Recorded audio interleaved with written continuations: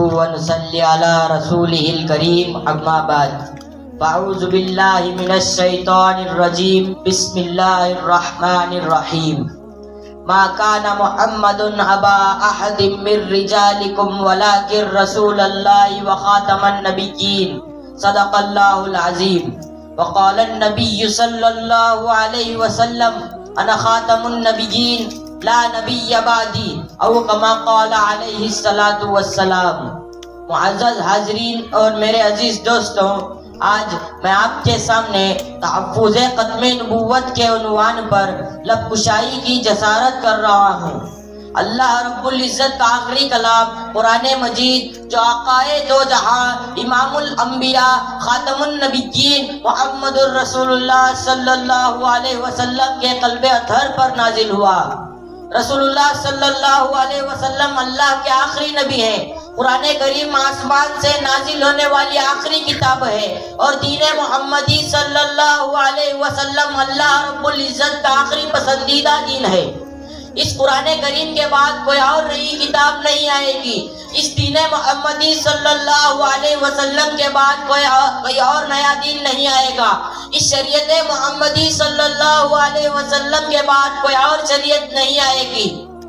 جب رسول اللہ صلی اللہ علیہ وسلم پروردگار عالم کے آخری نبی ہیں، دین آخری دین ہے، شریعت آخری شریعت ہے، قرآن کریم آخری کتاب ہے، تو مجھے اور آپ کو اس بات کا یقین کر لینا چاہیے کہ حضرت صلی اللہ علیہ وسلم اللہ کے آخری نبی ہیں اور ان کی نبوت قیامت تک قائم اور دائم رہے گی۔ جب رسول اللہ صلی اللہ علیہ وسلم کی نبوت قیامت تک رہے گی تو اس بات کا لازمی نتیجہ یہ ہے کہ رسول اللہ صلی اللہ علیہ وسلم کی نبوت اور رسالت کی حفاظت کرنے والے لوگ قیامت تک رہیں گے۔ اس دین محمدی صلی اللہ علیہ وسلم کی حفاظت کرنے والے لوگ قیامت تک رہیں گے۔ اس قرآن کریم کی حفاظت کرنے والے لوگ قیامت کی صبح تک رہیں گے۔ معزز سامعین نظام، اللہ رب العزت نے انسانیت کو یہ چیلنج دیا کہ ہم نے اپنے پاک کلام کو اپنے نبی صلی اللہ علیہ وسلم کے قلب اطہر پر نازل کیا اور ہم ہی اس کی حفاظت کریں گے۔ اس کی حفاظت کے اسباب میں کبھی قرآن کے قاری کو پیش کریں گے تو کبھی ہم مجاہد فی سبیل اللہ کو پیش کریں گے، اور پھر جب قرآن کی اور صاحب قرآن کی حفاظت کی باری آئے گی تو عشق پیغمبر صلی اللہ علیہ وسلم کے غلاموں کی شکل میں ایک جماعت کو پیش کریں گے جو عشق پیغمبر صلی اللہ علیہ وسلم پر نازل ہونے والی اس کتاب کی حفاظت بھی کریں گے، پیغمبر صلی اللہ علیہ وسلم کی ذات کی حفاظت بھی کریں گے۔ اور پھر جب اس ذات کی باری آئے گی جس ذات پر اللہ کا پاک کلام نازل ہوا ہے، اس کی عزت اور ناموس حفاظت کی باری آئے گی، تاج ختم نبوت کی حفاظت کی باری آئے گی، تو انہی عشاق محمد صلی اللہ علیہ وسلم میں سے، انہی غلامان مصطفیٰ صلی اللہ علیہ وسلم میں سے چند دیوانے اٹھیں گے جو عشق پیغمبر صلی اللہ علیہ وسلم کی ناموس کی حفاظت بھی کریں گے، پیغمبر کی تاج ختم نبوت کی حفاظت بھی کریں گے۔ تاریخ یمامہ کے میدان کی منظر کشی کرتی ہے کہ صحابہ کرام کی وہ جماعت جس میں 700 قرآن کے حافظ اور قرآن کے قاری موجود تھے، انہوں نے رسول اللہ صلی اللہ علیہ وسلم کے سامنے بیٹھ کر اللہ کے آخری کلام کو رسول اللہ صلی اللہ علیہ وسلم کے ذریعے سے اپنے سینے میں محفوظ کیا ہوا تھا۔ وہ صحابہ اور تابعین کی جماعت مقدسہ یمامہ کے میدان میں جھوٹے نبوت کے دعوے داروں کے خلاف اعلان جہاد کر کے شیشہ پلائی دیوار بن کر پیغمبر کی تاج ختم نبوت کی حفاظت کرتے ہوئے یمامہ کے میدان میں جام شہادت نوش کر رہے تھے۔ تقریباً 1200 صحابہ کرام کی لاشیں بکھری پڑی تھی، کسی کا ہاتھ کٹا ہوا ہے تو کسی کا پیر جسم سے جدا ہوا ہے، کسی کی آنکھیں نکلی ہوئی ہیں تو کسی کی پیٹ کی آنکھیں بکھری پڑی ہے، اور کسی کے جسم پر گھوڑے دوڑنے کی وجہ سے جسم چھلنی ہوا ہے۔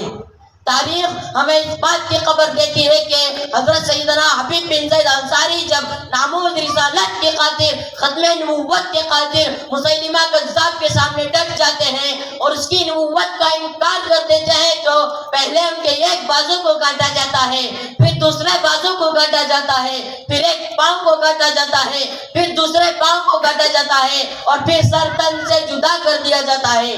یہ تھے رسول اللہ صلی اللہ علیہ وسلم کے عاشق، جنہوں نے اپنے عشق کا ثبوت دیا اور ہم سب کو یہ سبق دیا ہے کہ میں نے اپنی جان دے دی، اپنے جسم کے ٹکڑے کروا لیے، میں نے خالق کائنات کی سب سے معصوم ہستی، سب سے محبوب ہستی رسول اللہ صلی اللہ علیہ وسلم کے نام پر اپنے جسم کے ٹکڑے کروا لیے۔ میرے غیور نوجوانوں، میں آج ان کی ماں ام عمارہ کو خراج تحسین پیش کرنا چاہتا ہوں۔ جب ان کو پتا چلا کہ میرے بیٹے کے جسم کے ٹکڑے کر دیے گئے اور شہید کر دیا گیا تو ام عمارہ نے اپنا سینہ نہیں پیٹا، ام عمارہ نے اپنا گرہبان چاک نہیں کیا، بلکہ ماں اپنے بیٹے کے جذبہ رسالت بیان کرتے ہوئے ماں کہتی ہے لہذا اليوم ارضعت، یاد رکھو آج ہی کے دن کے لیے میں نے اپنے بیٹے کو دودھ پلایا ہے۔ میرے ختم نبوت کے پاس بانو، آج ہمیں اس جیسے جذبے کی ضرورت ہے جو ام عمارہ میں تھا، آج ہمیں اس جیسے جذبے کی ضرورت ہے جو حبیب بن زید انصاری میں تھا، آج ہمیں اس جیسے جذبے کی ضرورت ہے جو عطا اللہ شاہ بخاری رحمت اللہ علیہ میں تھا۔ خدا کی قسم آج ضرورت ہے ان جیسے ماں کی، ان جیسے بابا کی، جو اپنے اولاد کو اپنے ہاتھ سے غسل دے کر سفید پوشاک پہنا کر رسول اللہ صلی اللہ علیہ وسلم کے عزت کے راستے پر روانہ کر دے۔ محترم بزرگوں، اگر کل میدان محشر میں رسول خدا صلی اللہ علیہ وسلم ہم سے پوچھ ڈالے کہ بتا ظالم، جس ختم نبوت کے خاطر یمامہ کے میدان میں 1200 صحابہ اکرام کو شہید کیا گیا، ان کی بیویوں کو بیوہ کیا گیا، بچوں کو یتیم کیا گیا، جس ختم نبوت